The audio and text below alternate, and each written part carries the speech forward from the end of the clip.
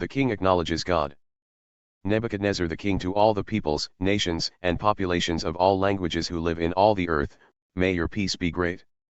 I am pleased to declare the signs and miracles that the Most High God has done for me. How great are his signs and how mighty are his miracles!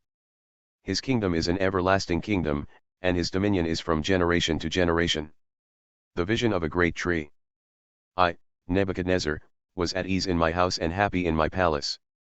I saw a dream and it startled me, and these appearances as I lay on my bed and the visions in my mind kept alarming me. So I gave orders to bring into my presence all the wise men of Babylon, so that they might make known to me the interpretation of the dream.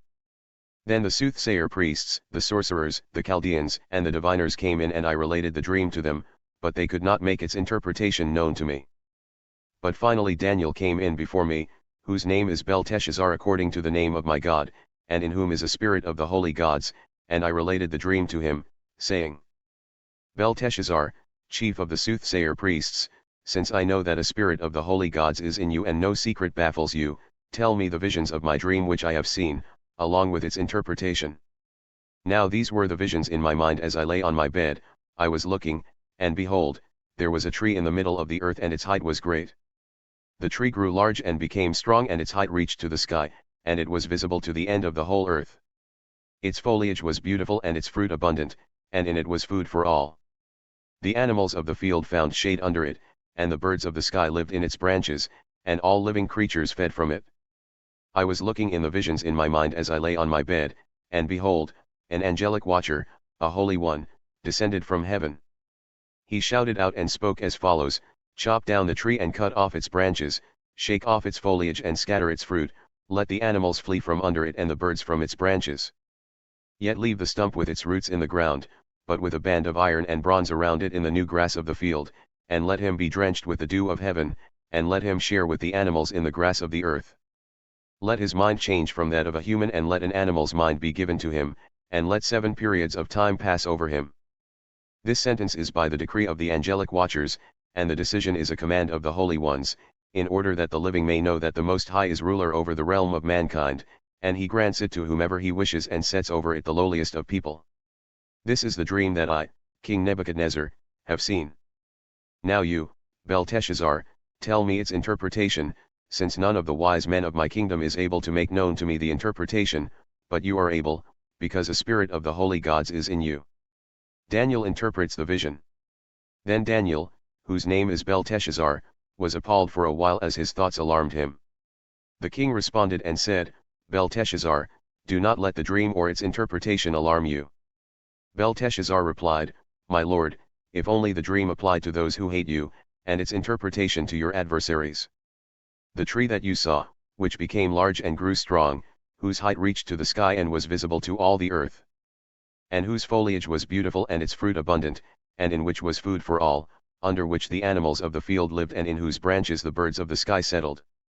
It is you, O king, for you have become great and grown strong, and your majesty has become great and reached to the sky, and your dominion to the end of the earth. And in that the king saw an angelic watcher, a holy one, descending from heaven and saying, Chop down the tree and destroy it, yet leave the stump with its roots in the ground, but with a band of iron and bronze around it in the new grass of the field, let him be drenched with the dew of heaven. And let him share with the animals of the field until 7 periods of time pass over him. This is the interpretation, O king, and this is the decree of the Most High, which has come upon my lord the king. That you be driven away from mankind and your dwelling place be with the animals of the field, and you be given grass to eat like cattle and be drenched with the dew of heaven, and 7 periods of time will pass over you. Until you recognize that the Most High is ruler over the realm of mankind and bestows it on whomever he wishes. And in that it was commanded to leave the stump with the roots of the tree, your kingdom will remain as yours after you recognize that it is heaven that rules. Therefore, O king, may my advice be pleasing to you, wipe away your sin by doing righteousness, and your wrongdoings by showing mercy to the poor, in case there may be a prolonging of your prosperity. The vision fulfilled.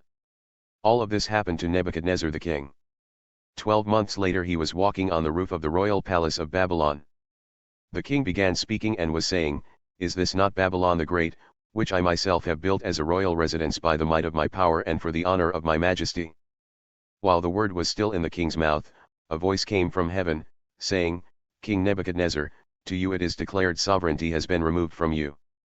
And you will be driven away from mankind, and your dwelling place will be with the animals of the field.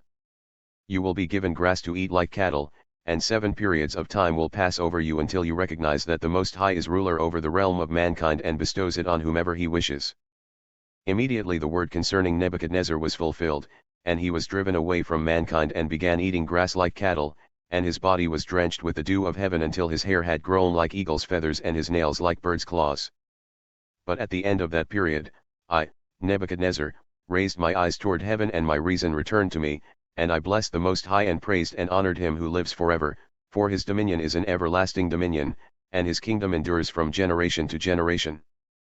All the inhabitants of the earth are of no account, but he does according to his will among the army of heaven and among the inhabitants of earth, and no one can fend off his hand or say to him, "What have you done?" At that time my reason returned to me.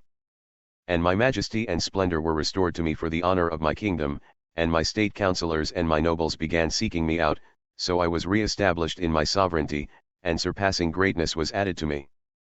Now I, Nebuchadnezzar, praise, exalt, and honor the King of heaven, for all his works are true and his ways just, and he is able to humble those who walk in pride.